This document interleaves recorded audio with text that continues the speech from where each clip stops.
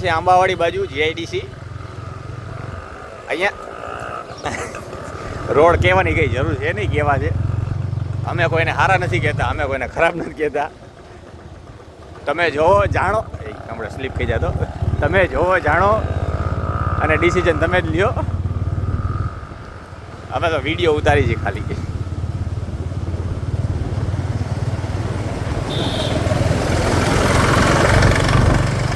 આપણા કારખાના સુધી એવું જ છે ને. આ જોઈ લો, જવા જ દો, જવા જ દો.